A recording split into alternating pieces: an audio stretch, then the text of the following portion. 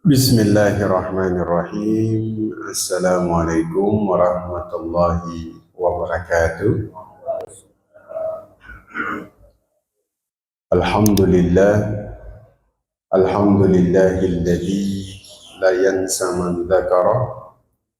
Alhamdulillah, alhamdulillahilladzi la yudayyi'u man syakara.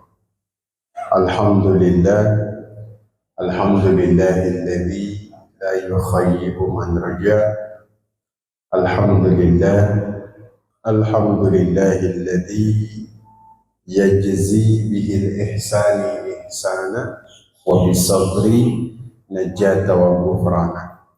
Asyhadu an la ilaha illallah wa asyhadu anna muhammadar rasulullah. Allahumma salli ala sayyidina Muhammad wa ala alihi wa sahbihi wa man tabi'ahum ila yaumiddin, amma ba'du. Alhamdulillah, Bapak Ibu sekalian yang semoga dimuliakan oleh Allah Subhanahu wa Ta'ala.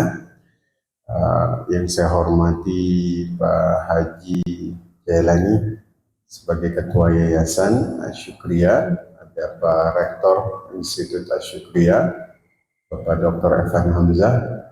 Bapak Ibu sekalian, semoga sehat-sehat semua. Amin ya rabbal alamin. Fisik boleh tua, tapi kemudian menjadi yang paling kuat di pagi hari ini. Kenapa Bapak Ibu? Ali bin Abi Thalib itu mengatakan ada satu hal yang paling kuat yang banyak mengalahkan manusia. Apa itu? An-naum yughlibuhul insan. Tidur itu mengalahkan manusia. Jadi manusia itu sekuat apapun dia, pasti dia kalah sama tidurnya. Betul? Maka yang hadir di masjid itu orang-orang kuat. Karena bisa mengalahkan tidur. Dan tidur ini satu hal yang cukup sulit dikalahkan. Betul? Maka kita bersyukur karena pagi hari ini bisa hadir di masjid untuk sama-sama kita bertawasi bil haq. Nah, materi kita pada pagi hari ini seharusnya materi yang dibahas di awal dulu. Cuman kita udah mulai, tapi saya lupa menyampaikan materi ini. Jadi pengantar fikih muamalah.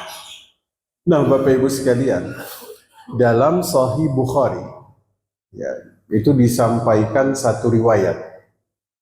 Ketika seorang Yahudi itu, ya, dia pernah mendatangi Umar bin Khattab di zaman Umar jadi khalifah. Ya.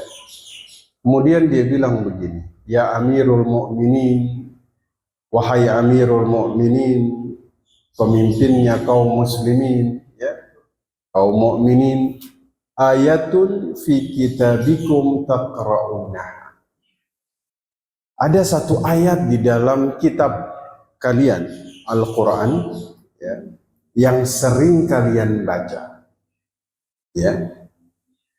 Lau alaina ma'asyaral yahud nazalat. Andai ayat itu dia turun kepada kami bangsa Yahudi, latakhadna dhalikal yawma 'id. Maka hari diturunkannya ayat tersebut akan kami jadikan sebagai hari raya atau 'id. Nah, saat itu Umar bertanya, ayu ayat? Ayat yang mana, kata Umar. Dan ternyata Yahudi ini, dia pun hafal ayat ini. Dia pun hafal ayat tersebut. Dia bacakan ayat ini di hadapan Umar bin Khattab. Ya, dia katakan ayat yang Allah sebutkan dalam surah Al-Ma'idah ayat yang ketiga. Surat yang turun di saat Nabi itu sedang wukuf di Arafah. Al-yawma akmaltu lakum dinakum wa atmamtu alaikum ni'mati wa raditu lakumul Islam. Dia bilang andai ayat itu dia turun kepada kami bangsa Yahudi, Ya, maka hari itu akan kami jadikan sebagai hari raya. Ya. Nah, Umar kemudian menjawab, Umar bilang, kami tahu kapan ayat itu diturunkan, hari apa ayat itu diturunkan, di mana ayat itu diturunkan, dan Nabi kami sedang melakukan apa? Turunnya hari Jumat saat Nabi sedang wukuf di padang Arafah.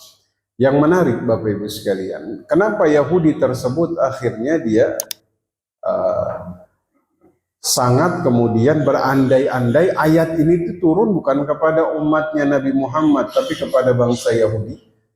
Karena di dalam Taurat, di dalam kitab-kitab samawi sebelumnya itu tidak ada ayat yang menyatakan bahwasanya syariat itu sudah sempurna, sudah selesai. Karena kalau ayat ini turun itu menandakan semuanya sudah sempurna. Berarti sudah selesai. Seluruh aturan dalam kehidupan itu sudah diatur. Seluruh perkara di dalam hidup manusia itu berarti sudah selesai. Andai itu turun kepada kami, kata bangsa Yahudi, akan tetapi ayat itu ternyata turun kepada kalian. Maka dari sini kita pahami syariat sudah selesai. Ya, dari syariat inilah kemudian kita tahu bahwasanya Allah mengatur hidup kita semua di dunia dan di akhirat. Maka ada dari syariat ini ibadah, ada muamalah. Ya. Dan kita tahu bahwasanya menurut Imam Al-Qarafi, apa itu muamalah Bapak Ibu? Ya. Ibaratun an tasarrufatin nasi fi umuri dunyawiyah ala wajhil mubah. Jadi ternyata muamalah ini adalah salah satu interaksi manusia dengan urusan dunianya dengan cara yang dibolehkan secara syar'i. Berarti muamalah ini dari kata amil, ya, amila ini artinya bekerja, Pak. Ya, artinya perbuatan, artinya interaksi. Ya, berarti muamalah ini adalah interaksi manusia dalam urusan dunia. Ya, interaksi manusia dalam urusan dunia. Ya, kalau interaksi manusia dalam urusan akhirat, nah itulah ibadah. Ya. Tapi kalau urusan dunia kita sebut itu sebagai muamalah. Ya, bahkan ya, kalau kita melihat bahwasanya dalam Quran ini ayat yang berbicara tentang interaksi manusia antara satu dengan yang lain itu ternyata lebih banyak daripada Allah berbicara tentang interaksi manusia dengan Allah. Ya, itu porsi ayatnya tuh banyakan berbicara tentang manusia dengan manusia ketimbang dengan masalah ibadah. Masalah ibadah itu kurang lebih ketika kemudian disebutkan di dalam Al-Quran itu sekitar 500-an ayat. Tapi masalah muamalah, interaksi manusia dengan manusia tentang hukum itu bisa mencapai 2000-an ayat. Ya, kita sadar bahwa porsi kita di dalam bab muamalah ini lebih banyak daripada ibadah kita. Betul Bapak Ibu? Ada yang ibadahnya lebih banyak dari muamalah. Saya rasa kita semua sama. Muamalah kita tuh lebih banyak. Tapi satu sisi, ya, muamalah itu kata Imam Al-Qarafi itu bisa jadi ibadah yang paling agung. Ya, ketika kemudian kita memperbaiki muamalah kita ini. Maka mari kita lihat satu persatu. Satu hal yang harus kita garis bawahi, Nabi, ya, atau Allah Subhanahu wa taala mengutus Nabi itu tidak menciptakan muamalah yang baru. Jadi jangan sampai ada orang mengatakan, oh mudarabah ini konsep baru yang dibawa oleh Nabi Muhammad. Enggak. Mudharabah itu bagi hasil ya, dagang, kerjasama bisnis, kemudian bagi hasil. Jangan sampai ada yang berpandangan, oh berarti ijarah, sewa menyewa, itu dibawa dan dikenalkan oleh Nabi. Enggak, Bapak Ibu. Ya, mura'ah. Ya, konsep-konsep itu sudah ada sebelum zaman Nabi Muhammad. Ya, bukti yang paling luar biasa itu justru Nabi Muhammad sebelum beliau diangkat menjadi Rasul, ya, beliau melakukan mudharabah dengan Khadijah. Khadijah jadi pemilik modal, Nabi Muhammad jadi pengelola modal atau mudharib. Ini kan berarti mudharabah sudah ada sebelum Nabi diangkat menjadi Rasul. Maka muamalah itu bentuk-bentuknya itu sudah ada sebelum zaman Nabi Muhammad. Ya. Nabi Muhammad itu tidak membawa bentuk muamalah yang baru. Ya. Bangsa Arab itu sudah lama melakukan kegiatan muamalah. Bahkan mereka ini ahlinya di dalam urusan muamalah, diantaranya jual beli. Makanya Allah turunkan satu surat khusus, namanya surat Quraisy. Li'ilafi Quraisy, ilafihim rihlatash syita iwasai. Jadi Quraisy itu tuh pedagang, Pak. Zaman dulu tuh mereka tuh sudah keluar kemana-mana untuk berdagang. Makanya jual beli, mudharabah, ya, muzara'ah. Muzara'ah itu kerjasama dalam pertanian. Itu sudah ada sejak zaman dulu. Bahkan sebelum Nabi itu diangkat menjadi Rasul. Ya, makanya Nabi itu diuji sama Khadijah tuh lewat mudharabah, Pak. Ya. Memang kalau kata Umar bin Khattab, Bapak Ibu kalau mau menguji seseorang, uji dia lewat dua. Satu lewat apa? Lewat uang. Ya, maka engkau akan tahu siapa sebenarnya dia. Yang kedua lewat apa? Safar. Bersafarlah bersama dia. Ya. Betul? Kita ketemu hanya sebentar. Tapi kalau kita safar lebih dari beberapa hari, karakter aslinya tuh keluar. Safar tuh akan mengeluarkan karakter asli manusia. Ya, makanya kalau misalnya kita tanya, contoh misalnya Pak Haji berangkat haji begitu ya, mungkin 1 minggu tuh Pak Haji sudah bisa tahu karakter dari setiap jamaah. Betul? Karena safar itu akan membuka karakter asli kita. Makanya Khadijah tuh nyoba Nabi lewat mudharabah karena dia pengen tahu dua hal.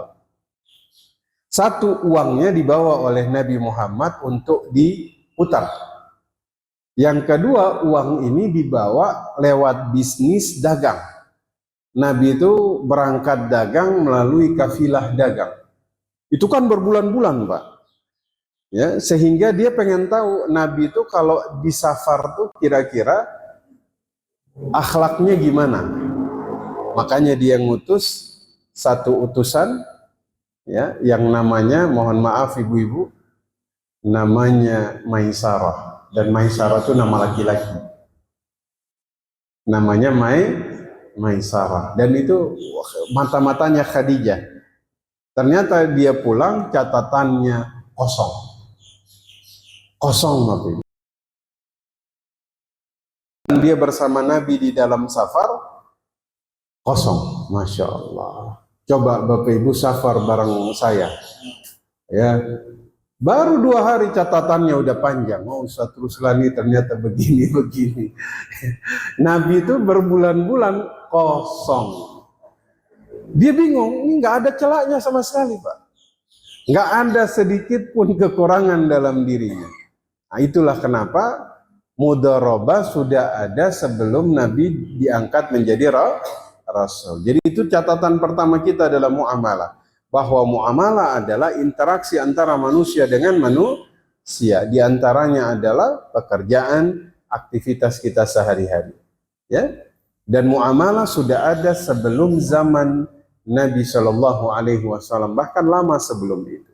Ya, buktinya adalah Rasulullah itu ternyata melakukan kerjasama bisnis yang kita kenal dengan mudharabah pada hari ini, ya, itu sebelum beliau diangkat menjadi Rasul, dan itu dilakukan dengan Khadijah. Jadi beliau itu ketika diutus, beliau tuh memberikan respon, ini boleh, ini tidak boleh, ini haram, ini halal, ini mubah. Nah, itu yang beliau lakukan. Terhadap apa? Terhadap yang sudah berjalan. Ya. Nah, nanti ketika beliau temukan, oh, ternyata di Madinah ini banyak orang Yahudinya. Ya. Madinah ini banyak orang Yahudi. Oh, Yahudi ini nguasain pasar. Maka beliau masuk di setiap pasar untuk ngecek. Ini kira-kira pasarnya ini rusak atau tidak? Ya, kalau beliau masuk dan pasarnya ini sudah benar-benar dikuasai Yahudi, beliau akan bilang, "Hadza laisa suqina." Ini bukan pasar kita. Beliau masuk lagi ke pasar yang lain, ya, untuk memastikan di dalam tidak ada kezaliman. Jadi Nabi itu tidak kemudian membawa bentuk muamalah baru, tapi beliau itu memberikan arahan kepada muamalah yang sudah berjalan. Kayak contoh begini, dulu tuh di Arab ada namanya habalul habalah. Apa itu? Beli anak onta yang masih di dalam perut induknya. Nah, ini goror. Maka Nabi bilang, ini terlarang. Berarti yang sudah ada itu nggak boleh terjadi lagi. Ya, makanya dulu ada bentuk dia beli apa? Persiapan kurban. Jadi udah beli ketika sapinya tuh lagi hamil, Bapak. Dia sudah pesan sama peternak, udah dibeli, Pak. Dari masih di kandungan. Nah, ini bentuk yang terlarang yang juga sudah terjadi pada zaman baginda Nabi. Ya. Dulu ada jual beli, Bapak Ibu, namanya jual beli al-hassah. Al-hassah ini jual beli tanah tapi ngukurnya pakai lemparan batu. Bayangin, Pak. Misalnya dia mau beli tanah. Ukurannya berapa? Pakai lemparan batu, Pak. Bayangin itu kalau yang beli dia bawa atlet tolak peluru, dia sewa, ini anak mau beli tanah ini, ya, antum tolong lempar, dia lempar bisa sejauh-jauhnya. Nah, itu sama Nabi dilarang, ya. Jadi baginda Nabi itu tidak membawa bentuk muamalah yang baru, tapi beliau memberikan kaidah-kaidah umum. Teknisnya beliau nggak ngatur, tapi beliau memberikan kaidah-kaidah umum. Ya, Islam memberikan kebebasan, Bapak. Siapapun dia boleh kemudian berinovasi dalam muamalah. Kalau muamalah bebas, tapi nanti ada kaidahnya, ada aturannya. Nah, itu yang kemudian diatur, ya. Kemudian yang kedua, Bapak Ibu, muamalah kita ini berlandaskan dua.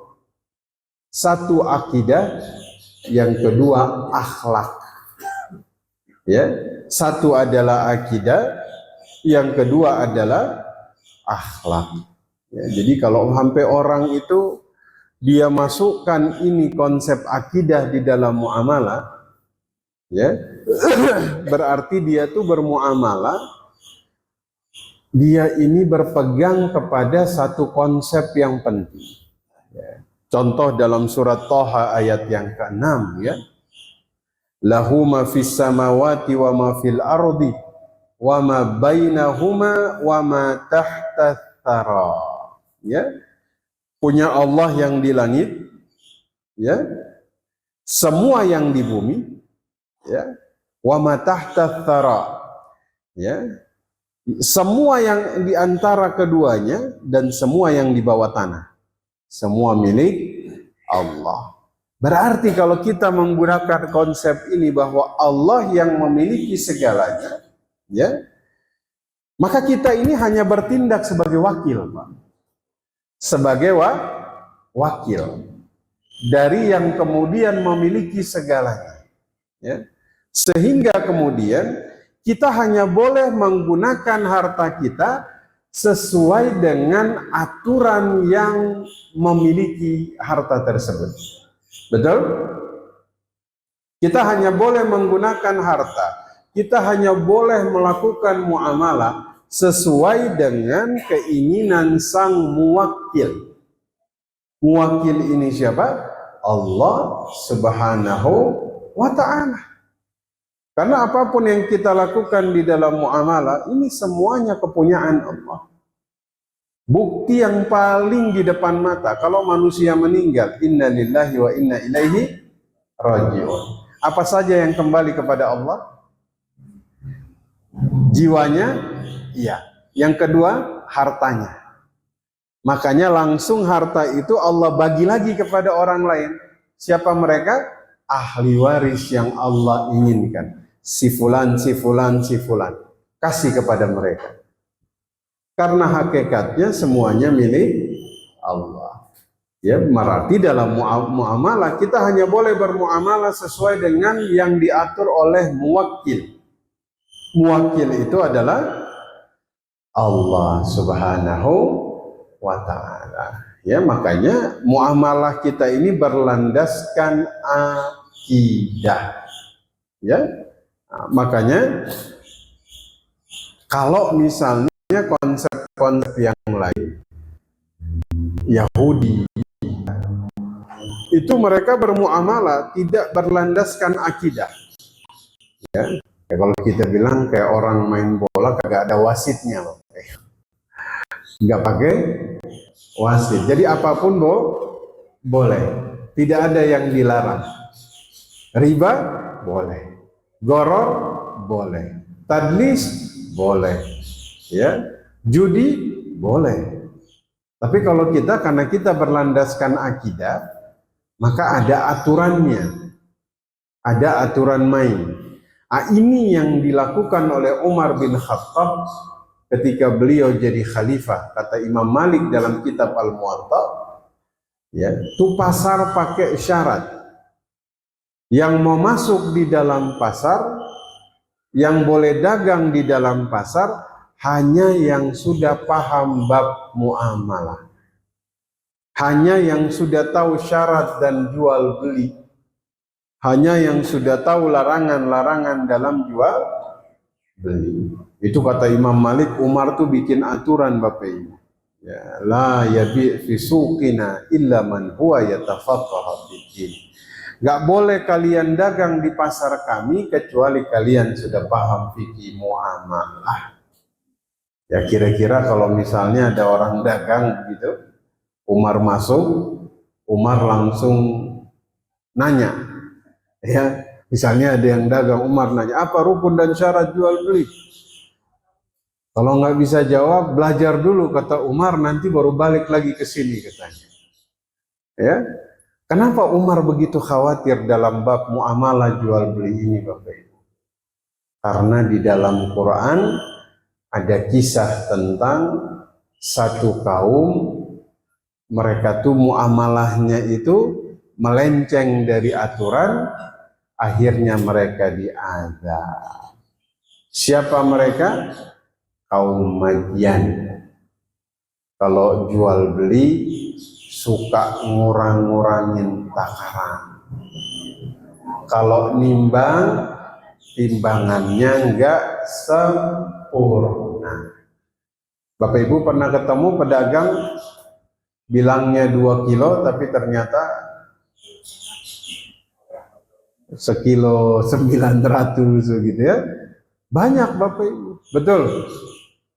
Maka Umar tuh khawatir karena dulu Allah pernah menurunkan azab terhadap penyimpangan muamalah ini. Yang zaman sekarang mungkin dianggap sepele, Bapak. Kita nggak pernah tahu bahwa ternyata musibah yang datang kepada kita manusia ini itu karena sudah mulai banyak pedagang yang kemudian curang di dalam dagang. Kita nggak pernah tahu. Makanya Umar itu dulu khawatir benar, Bapak. Ya, makanya jangan dianggap sepele tentang bab muamalah. Jadi muamalah kita ini berlandaskan apa? Akidah. Ya, kita bermuamalah sesuai dengan al-muwakkil atau yang mewakili. Ikut aturannya. Ya. Nah, ketika dikatakan haram, tinggalkan.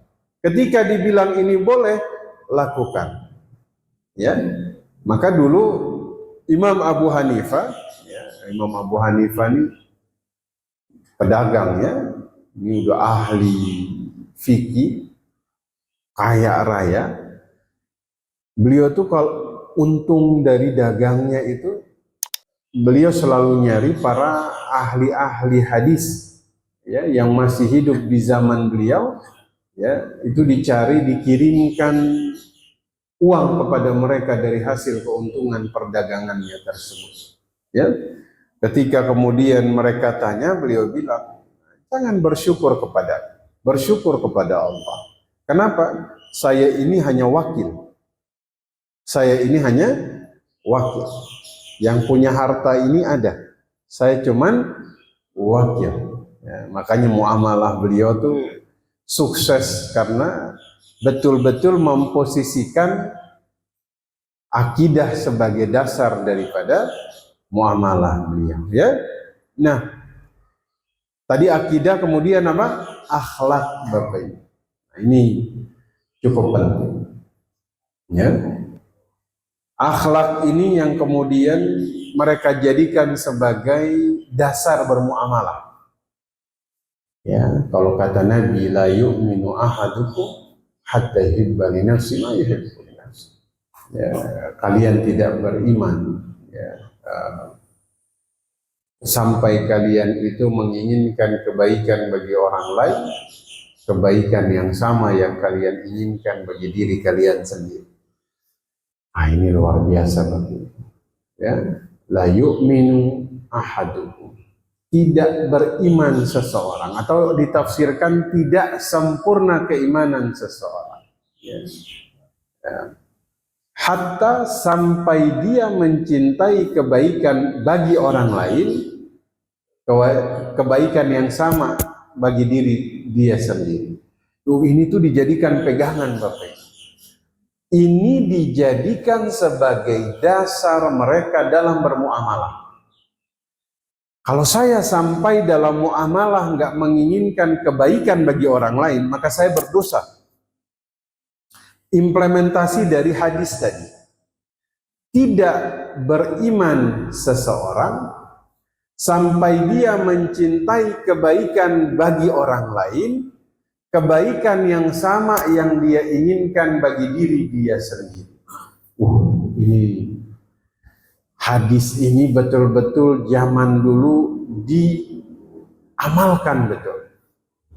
Jadi kalau dalam muamalah dulu, ya, kalau saya dapat kebaikan, maka orang lain juga harus dapat. Kalau saya untung, maka dia juga harus untung. Ini jadi pegangan Bapak Ibu. Kalau zaman sekarang beda Bapak Ibu. Kalau saya untung, pokoknya yang penting saya untung. Mau dia buntung, bodo amat. Yang penting saya untung. Betul? Betul Bapak Ibu? Saya kasih contoh sederhana yang mungkin pernah saya sampaikan di sini. Jabir, seorang sahabat Nabi yang beli seekor kuda, dia nitip uang 300 dirham. Oke? Dia bilang kepada temannya, tolong beliin kuda, ini duitnya 300 dirham. Belilah itu. Waktu kudanya dibawa ke dia, yang dia temukan, ini kuda harganya betul 300 dirham. Tapi dia melihat, kualitasnya ini seharusnya ini harganya lebih mahal. Ya, jadi kita menemukan seorang sahabat beli kuda, tapi ternyata kudanya ini bagus. Berarti kalau istilah kita dapat barang bagus, hargamu murah. Bapak Ibu seneng nggak? Seneng? Saya mah seneng bener kalau beli barang gitu kan, dapat barang bagus, harganya murah. Tapi ternyata sahabat Jabir ini dia nggak senang, Bapak Ibu. Kenapa dia nggak senang? Dia tanya sama temannya, di mana kamu beli kuda ini? Ditunjukkan tempatnya. Dia bawa itu kuda, dia bilang sama yang jual, betul kamu jual ini 300 dirham? Betul. Kenapa kamu jual 300 dirham? Ini kemurahan harganya. Kamu ridho kalau saya tambah 100? Kata yang dagang, ridho. Saya tambahin lagi 100, kamu ridho? Ana ridho, kata yang jual. Saya tambahin lagi 100? Itu berhentinya di 800 dirham. Masya Allah. Lihat bagaimana mereka pakai akhlak di dalam dagang. Saya dapat kuda yang bagus, maka dia juga harus dapat harga yang bagus. Masya Allah. Bisa kita bayangkan ini? Ya. Saya pun di satu titik belum tentu seperti itu. Dapat barang, alhamdulillah, dapat barang bagus benar ini. Harganya murah ini. Dalam jual beli sah, tidak apa-apa. Cuman saking mereka itu betul-betul memakai akhlak dalam jual beli, itu sampai segitunya Bapak Ibu. Sampai segitunya. Makanya Masya Allah ya, bagaimana Islam itu dulu bisa tersebar melalui dagang. Kenapa? Karena akhlak yang mereka tunjukkan dalam muamalah mereka itu jadi dakwah. Jadi kita sepakat, kadang-kadang akhlak itu berbicara lebih lantang dari kata-kata. Betul? Apa yang kita baca dari diri seseorang ketika kita bermuamalah dengan dia? Akhlaknya. Belum ilmunya, akhlaknya dulu.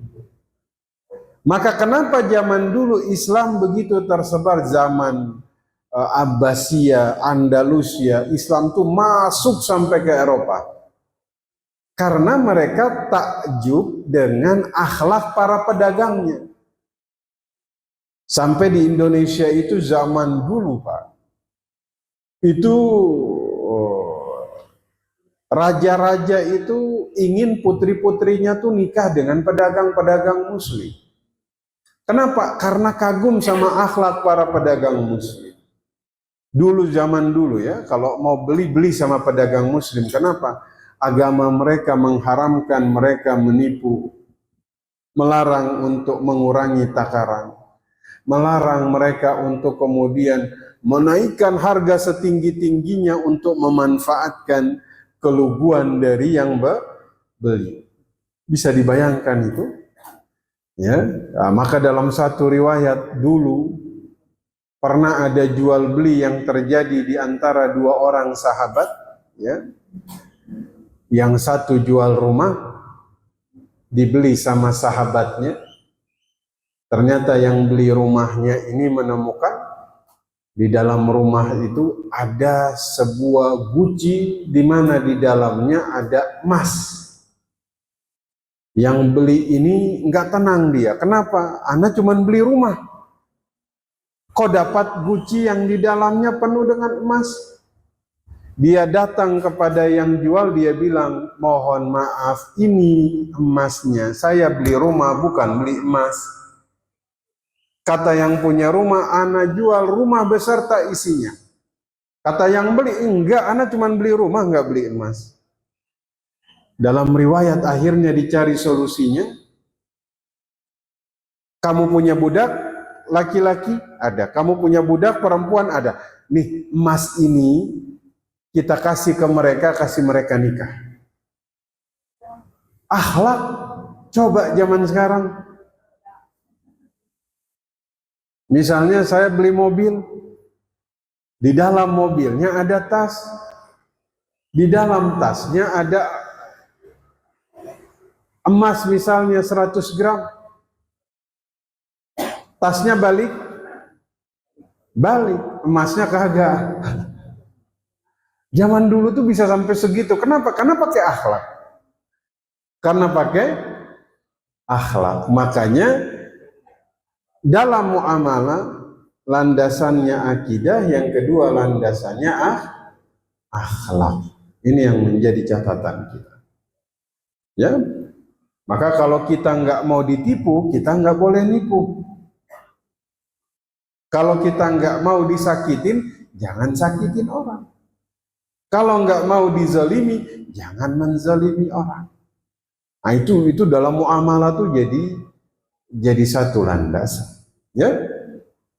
Kemudian Bapak Ibu sekalian, yang keberapa sekarang? 3 ya.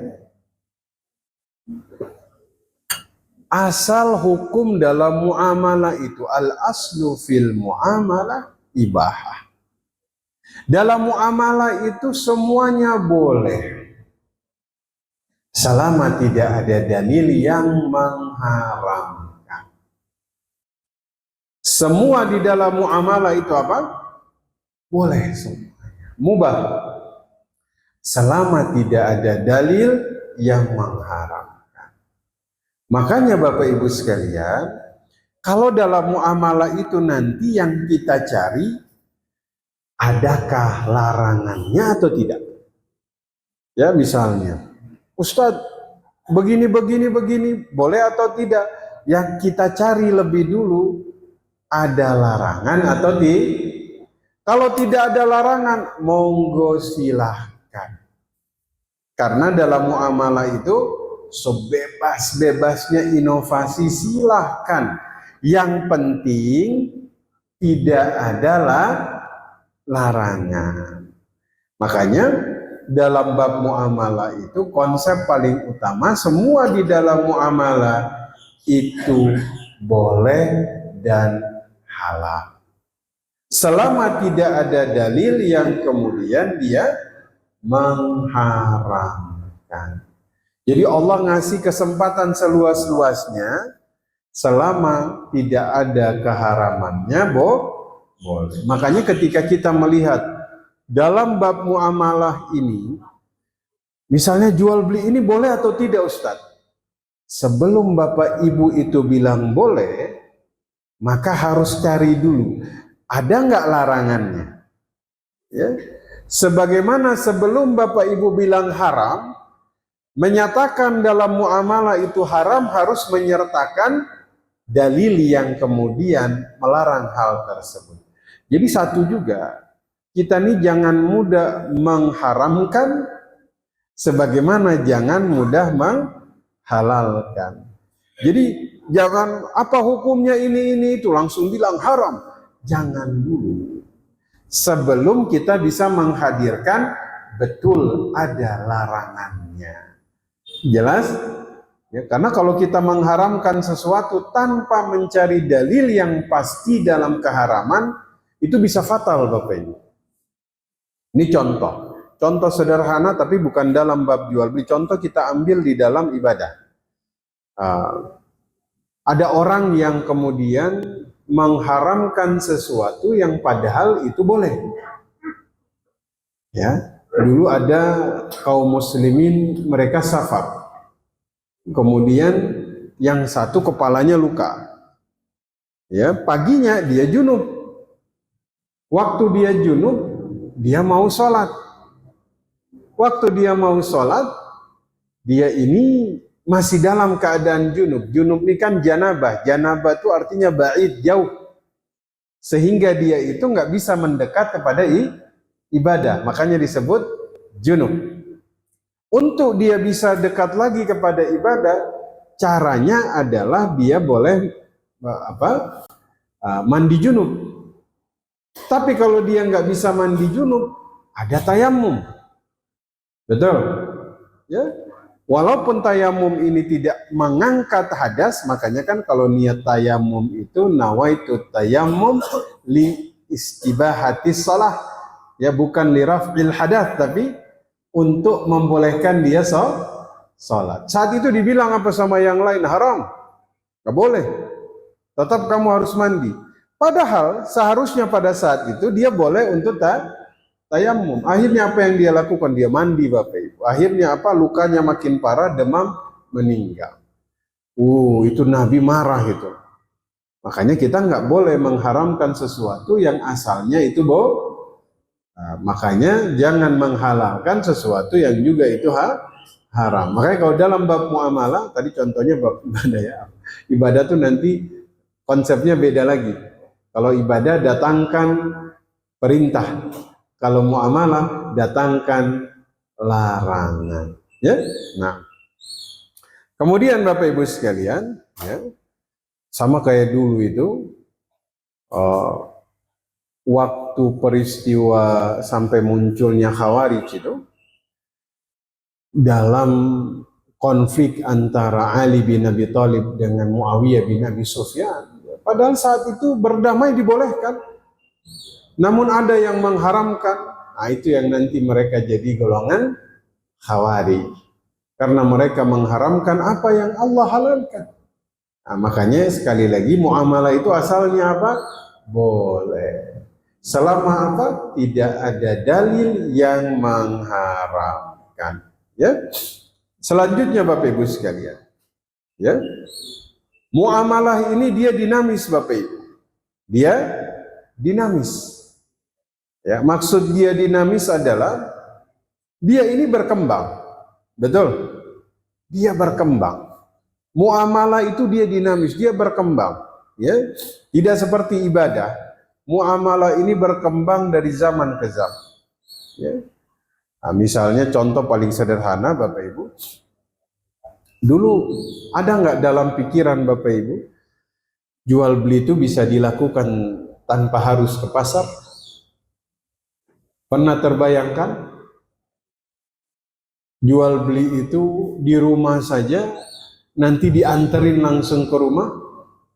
Gak pernah terbayangkan Bapak, bahwa kita bisa milih ukuran, kita bisa milih warnanya, bahkan kita bisa lihat dari videonya langsung. Gak pernah kepikiran. Dulu pernah terpikirkan ada pasar di mana nanti penjual sama pembeli ketemu, gak kepikiran sama sekali. Betul. Dulu Tanah Abang itu jadi sentra pusat perdagangan terbesar di Asia Tenggara. Sekarang apa yang terjadi? Kosong. Kenapa Bapak Ibu? Pindah semua dagangnya di handphone. Ini dinamis sekali, berubahnya cepat sekali. Betul? Ya. Makanya syariat ini kemudian mengatur perubahan. Perubahan ini boleh. Ya. Jadi muamalah itu dinamis dan kadang dia banyak dipengaruhi oleh urf. Muamalah ini kadang dipengaruhi oleh urf atau adat dan kebiasaan. Selama adat dan kebiasaan ini dia tidak bertentangan dengan syariat, maka boleh.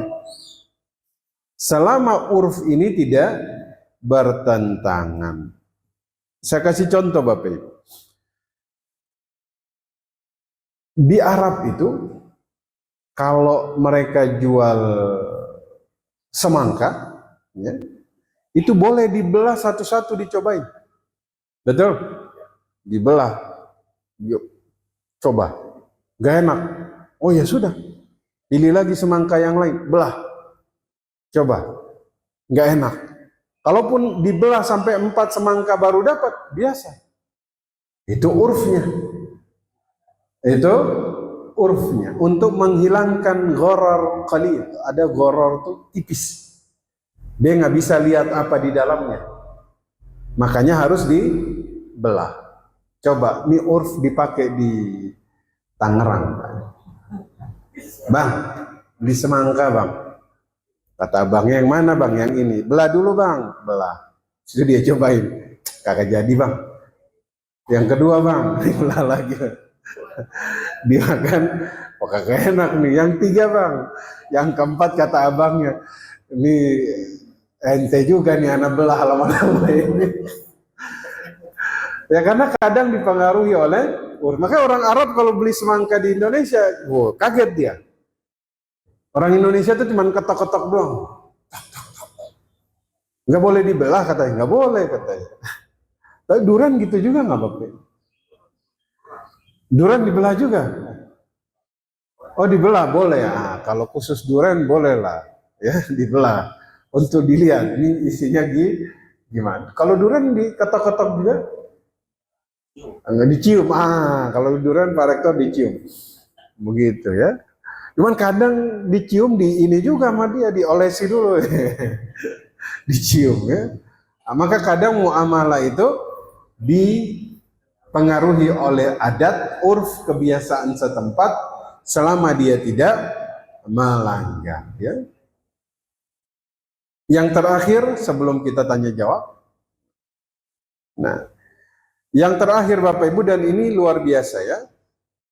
Kadang kalau di dalam muamalah itu sama ibadah, sisi dari hikmah, ya. Hikmah dalam muamalah ini Bapak Ibu sekalian, ya, ini dia selalu Allah buka hikmahnya selebar-lebarnya, seluas-luasnya, ya. Ini luar biasa, ya. Beda dengan ibadah. Nah, kayak contoh begini. Terkadang kalau dalam ibadah itu kita diperintahkan ibadah tanpa kemudian kita sami'na wa ta'na. Kita diperintahkan untuk sholat subuh 2 rakaat tanpa kita itu harus tahu kenapa harus 2 rakaat sami'na wa ta'na. Allah pengen kita beribadah kepada Allah dengan cara Allah. Ya. Kenapa kita sholat zuhur 4 rakaat? Itu sudah ketentuan. Jadi kita hanya beribadah sami'na wa ta'na tanpa kemudian kita ada pertanyaan satupun. Ya. Tapi muamalah tuh Allah buka hikmahnya seluas-luasnya. Contoh, kenapa riba dilarang? Oh, hikmahnya panjang Bapak Ibu. Kita bisa menemukan itu. Kenapa goror dilarang? Biar nanti tidak menimbulkan kekecewaan. Kenapa judi dilarang? Karena nanti orang jadi malas. Jadi hikmah muamalah ini dibuka selebar-lebarnya.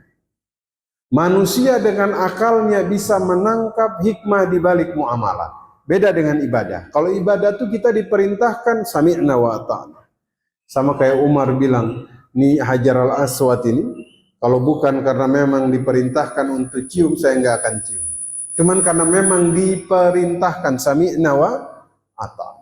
Jadi kalau konsep muamalah itu hikmahnya Allah buka selebar-lebarnya.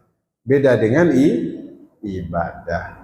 Ya, saya kira ini kemudian ya mukaddimah dari apa yang sudah kita bahas sebelum. Silakan Bapak Ibu kita tanya jawab.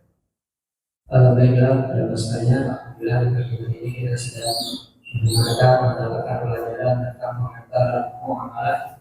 Berikutnya kita buka dua pertanyaan dalam waktu sekitar 2 menit dan persilakan dari Bapak-Bapak. Hari itu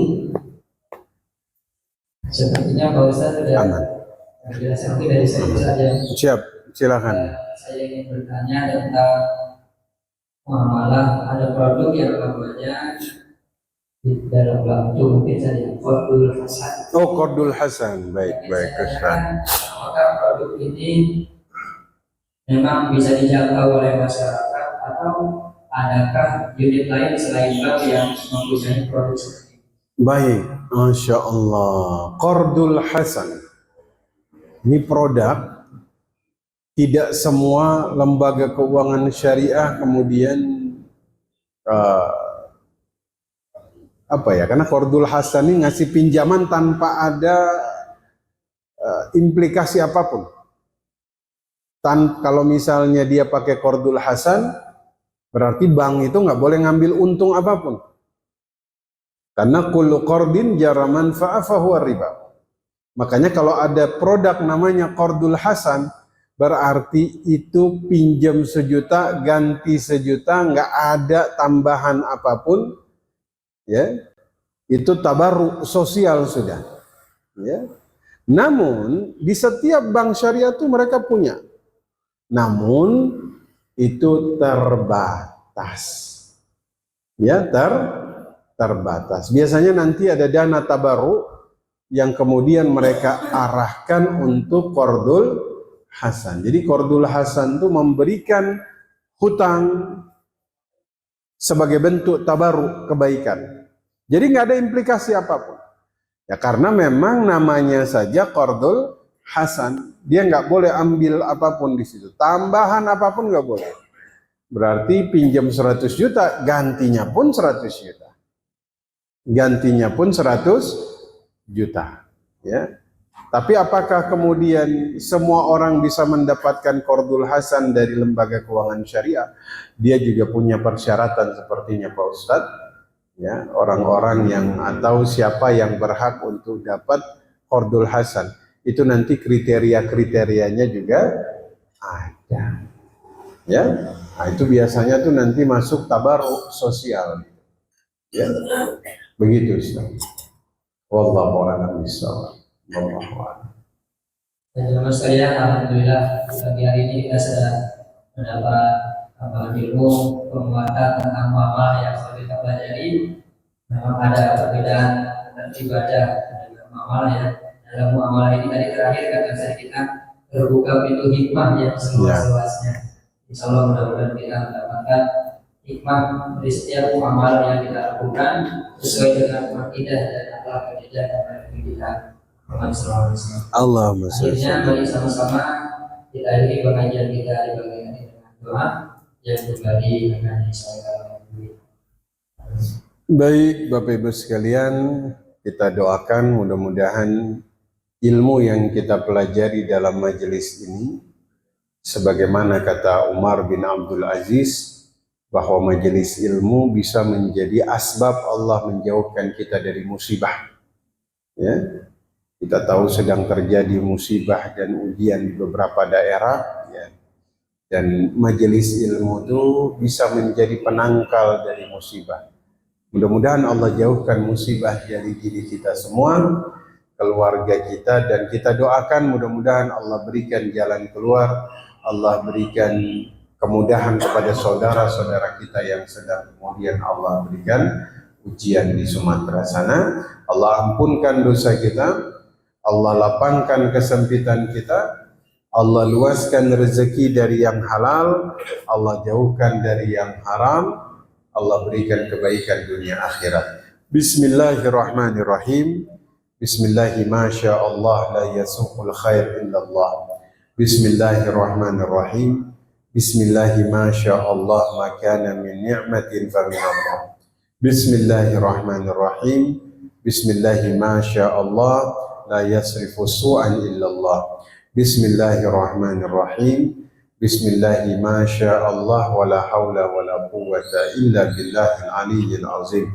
Allahumma inna nas'aluka ilman nafi'an wa a'malan salihan wa khairan katsiran wa syarran ba'idan bi rahmatika ya arhamar rahimin. Allahumma arhamna fa innaka khairur rahimin. Allahumma rzuqna fa innaka khairur raziqin. Allahumma ghfir lana fa innaka khairul ghafirin. Rabbana atina fid dunya hasanah wa fil akhirati hasanah wa qina adzaban nar wa qina adzaban nar wa qina adzaban nar. Wa sallallahu ala sayyidina Muhammad wa ala alihi wa sahbihi ajma'in. Amin amin ya rabbal alamin. Yang sekalian, bagi sama-sama kita akhiri dengan membaca adalah alhamdulillahirabbil alamin subhanallah wa bihamdihi asyhadu an la ilaha